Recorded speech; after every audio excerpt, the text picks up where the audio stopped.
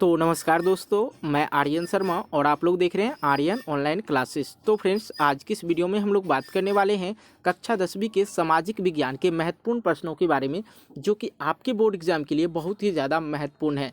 Friends, ये सारे प्रश्न जो है हर बार बोर्ड परीक्षा में पूछे जाते हैं, इसलिए ये सभी प्रश्नों को शुरू से लेकर अंत तक देखें ताकि आप लोग को हर बात समझ में आ जाए। और आज जो हम लोग बताएंगे टोटल 10 प्रश्न बताएंगे जो आपके बोर्ड एग्जाम के लिए काफ़ी महत्वपूर्ण होने वाला है। साथ ही मैं आपको इसका PDF भी बताऊंगा किस प्रकार से आप लोग डाउनलोड कर सकते हैं, कैसे दूंगा, ये हम आपको अंत में बताएंगे। तो इसलिए शुरू से लेकर अंत तक देखिए आप लोग। पहला प्रश्न है हमारे पास, यंग इंडिया समाचार पत्र के बारे में बताएं। तो बिल्कुल ये प्रश्न जो है बहुत बार पूछा जा चुका है। तो इसका जो उत्तर हो जाएगा, यंग इंडिया नामक पत्र का संपादन महात्मा गांधी के द्वारा उनके विचारों एवं राष्ट्रवादी आंदोलन का प्रचार करने के लिए किया गया था। इस पत्र के माध्यम से गांधी जी ने सरकार को अपने राजनीतिक दर्शन एवं राजनीतिक कार्यक्रम से अवगत कराया तथा भारत को आवाम को एक बड़े आंदोलन का प्रशिक्षित किया। इस तरह से यंग इंडिया समाचार पत्र के बताना है। इसी तरह से आप लोग को आंसर। आइए अगला प्रश्न हम लोग देखते हैं, सतत विकास क्या है। तो सतत विकास की जो है, विकास की वह प्रक्रिया है जिसमें वर्तमान की आवश्यकताएं तथा ऐसी विकास जो जारी रह सके, ठीक है, जो जारी रह सके, हमेशा चलती रहे और साथ ही टिकाऊ बना रहे एवं भावी पीढ़ी मतलब आने वाली पीढ़ी में विकास में सहायक हो सके, तो इसे सतत विकास कहते हैं। आइए तीसरे नंबर प्रश्न की ओर, भूमंडलीकरण किसे कहते हैं। भूमंडलीकरण जीवन के सभी क्षेत्रों को एक अंतर्राष्ट्रीय स्वरूप को जिसने दुनिया के सभी भागों को आपस में जोड़ दिया है। जीवन के सभी क्षेत्रों को एक अंतर्राष्ट्रीय स्वरूप को जिसने दुनिया के सभी भागों को आपस में जोड़ दिया है, उसे ही क्या कहते हैं, भूमंडलीकरण कहते हैं। बस आप लोग को इतना सा ही लिखना है। आइए अगले प्रश्न हम लोग देखते हैं। चौथा नंबर है, ग्राम पंचायतों के प्रमुख अंग कौन कौन से हैं। ग्राम पंचायत के जो हैं प्रमुख अंग जो हैं कौन कौन से हैं। तो प्रमुख अंग जो हैं 4 अंग हैं, निम्नलिखित हैं, ग्राम सभा, मुखिया और ग्राम रक्षा दल एवं ग्राम कचहरी। इसका राइट आंसर यही 4 वो आप लोग को लिखना है। आइए अगला प्रश्न हम लोग देखते हैं। 5वां नंबर, हिंद चीन का अर्थ क्या होता है। तो मेरे दोस्त, हिंद चीन का जो तात्पर्य होता है तत्कालीन 2.8 लाख वर्ग किलोमीटर में फैली हुई प्रायद्वीपीय क्षेत्र में से, जिसमें आज के वियतनाम, लाओस और कंबोडिया आते हैं।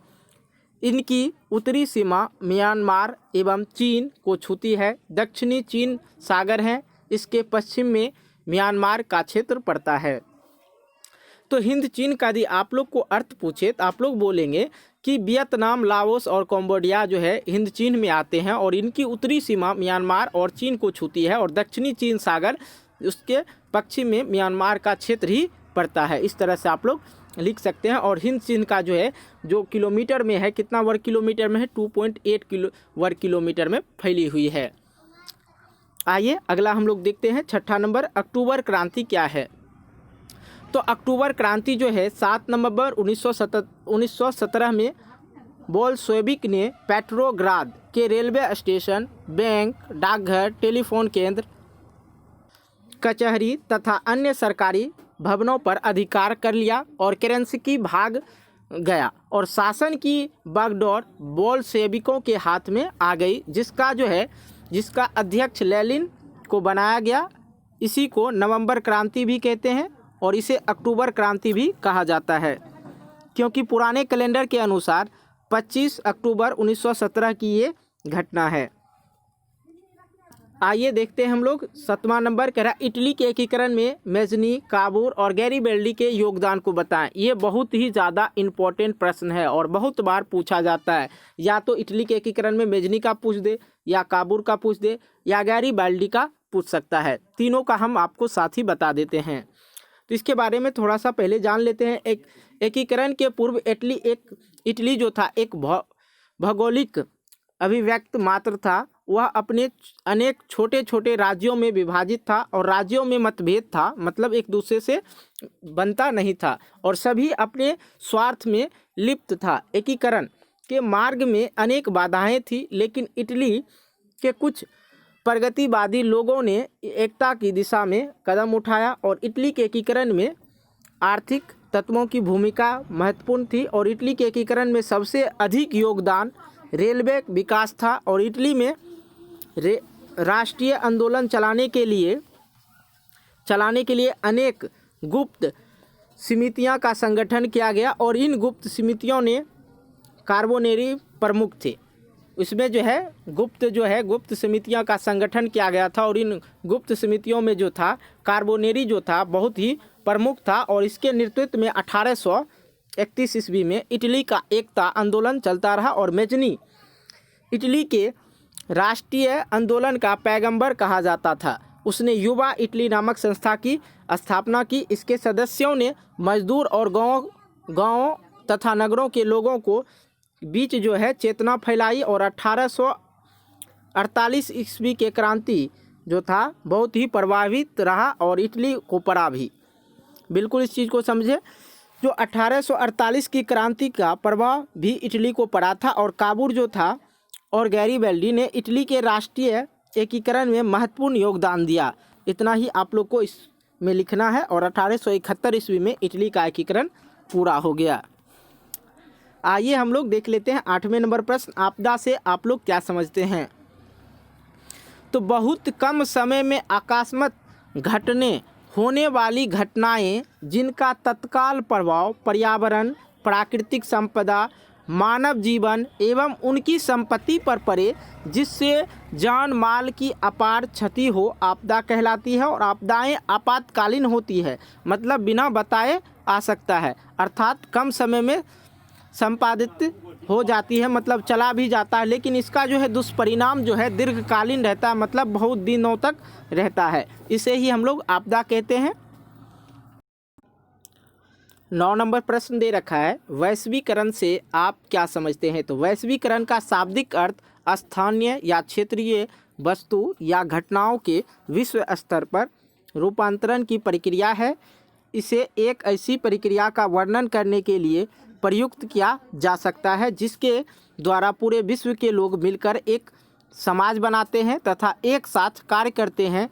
यह प्रक्रिया आर्थिक, तकनीकी, सामाजिक और राजनीतिक तत्कालों का एक संयोजन है और वैश्वीकरण का उपयोग अक्सर आर्थिक वैश्वीकरण के संदर्भ में किया जाता है, अर्थात व्यापार, विदेशी प्रत्यक्ष निवेश, पूंजी प्रवास के प्रौद्योगिकी के प्रसार के माध्यम से राष्ट्रीय अर्थव्यवस्था का अंतर्राष्ट्रीय अर्थव्यवस्थाओं में एकीकरण किया जाता है। इसे ही आप लोग वैश्वीकरण से आप लोग क्या समझते हैं, इसी तरह से आप लोग को आंसर करना है।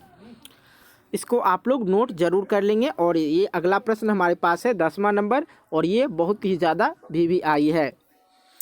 मुद्रा का आर्थिक महत्व पर प्रकाश डालें। जैसे कि मुद्रा के बारे में आप लोग अच्छी तरह से जानते होंगे। साधारण बोलचाल की भाषा में मुद्रा का अर्थ होता है धातु के बने सिक्का, ठीक है, जो हम लोग 1 रुपया 2 रुपया जो सिक्का समझते हैं उसे मुद्रा बोला जाता है। और मुद्रा का शब्द का प्रयोग मुहर या चिन्ह के अर्थ में भी किया जाता है। यही कारण है जिस वस्तु पर सरकारी चिन्ह या मोहर लगाई जाती है उसे मुद्रा कहा जाता है। अर्थशास्त्र में मुद्रा के अनेक परिभाषा दी गई है और कुछ परिभाषाएं संकुचित है और कुछ विस्तृत हैं, मतलब बहुत बड़ा है।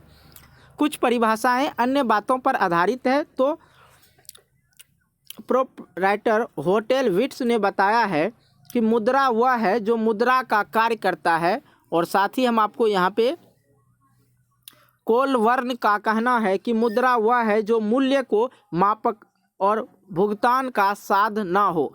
नैप के अनुसार कोई भी वस्तु जो राज्य के द्वारा घोषित की जाए उसे मुद्रा कहते हैं। सबके भाषा में आपको हम बता दिए। अब यहाँ पे देखिए, सेलिंगमैन का कहना था कि मुद्रा वह वस्तु है जिसे सामान्य स्वीकृति प्राप्त विधि गृह का स्वतंत्र रूप से प्रचलित कोई भी वस्तु जो विनिमय के माध्यम से मूल्य के समान मापक, ऋण का भुगतान का मापदंड तथा संचय का मादन साधन के रूप में कार्य करता है उसे मुद्रा कहते हैं। आप लोग इसे अपने भाषाओं में भी लिख सकते हैं जैसे कि मैंने ऊपर में बताया। ऊपर में बताया साधारण बोलचाल की भाषा में मुद्रा का अर्थ होता है धातु के बने सिक्कों को समझा जाता है और मुद्रा का शब्द का प्रयोग मोहर या चिन्ह के अर्थ में भी किया जाता है। यही कारण है कि जिस वस्तु पर सरकारी मोहर या लगाई जाए उसे भी मुद्रा कहते हैं। आप लोग इतना भी इस प्रश्न का आंसर लिख सकते हैं। अब साथ ही हम आपको बताते हैं इसका PDF जो है किस तरह से आप लोग डाउनलोड कर पाएंगे। तो यहाँ नीचे डिस्क्रिप्शन बॉक्स में आप लोग को जो है व्हाट्सअप लिंक मिल जाएगा जहाँ से आप लोग हमारे ग्रुप से जुड़ सकते हैं। और साथ ही अभी आप हमारे चैनल को सब्सक्राइब कर दीजिए, नोटिफिकेशन बेल को प्रेस करके ऑल कर दीजिए और ये आप जो है PDF डाउनलोड कर सकते हैं। जाइए व्हाट्सअप ग्रुप का लिंक दे रखे हैं, वहाँ पे जाके आप लोग व्हाट्सअप ग्रुप से जुड़ जाइए। साथ ही किसी को पर्सनली चाहिए तो आप हमें इस नंबर पे मैसेज भी कर सकते हैं। मैं कोशिश करूँगा कि सबके लिए तो नहीं लेकिन कुछ बच्चे के लिए ज़रूर उपलब्ध करा दूंगा। साथ ही ग्रुप में जो बच्चे जुड़ जाएंगे उसके लिए तो हो ही जाएगा। ये नंबर है 8877639383। चलिए मिलते हैं एक नए वीडियो को लेके, तब तक के लिए बाय बाय। जय हिंद, जय भारत।